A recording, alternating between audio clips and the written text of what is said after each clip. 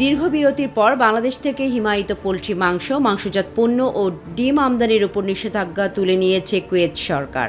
এতে মধ্যপ্রাচ্যের বাজারে বাংলাদেশের পণ্য রপ্তানির নতুন সুযোগ সৃষ্টি হয়েছে।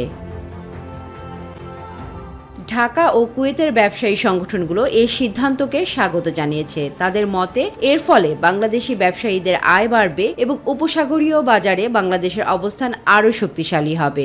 যদি বাংলাদেশ থেকে এগুলি আমদানি করেন তাহলে আমাদের দেশ যেমন লাভবান হবে, আমরা যারা প্রবাসে আছি কুয়েতে আমরাও মাংস, ডিম, মুরগি বিভিন্ন ধরনের এই জাতীয় খাবারগুলি আমরা খেতে পারবো। কুয়েতে আমাদের মাংস, বাংলাদেশের মাংস অনেক চাহিদা রয়েছে, যেহেতু সরকার অনুমতি দিয়েছে আমাদের এখানে কুয়েতে মাংস আসা যাবে।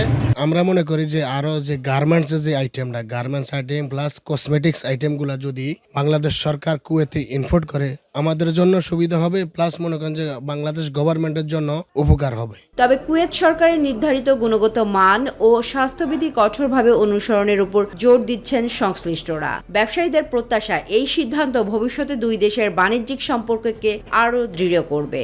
প্রায় 4 বছর যাবৎ বাংলাদেশ থেকে মুরগি, ডিম, মাংস জাতীয় আমরা আমদানি করতে পারি নাই।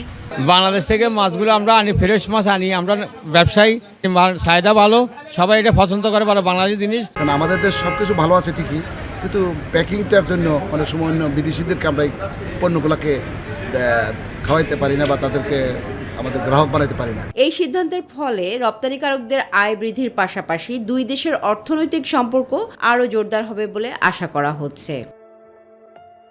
তামান্না সাদিকা, মাই টিভি।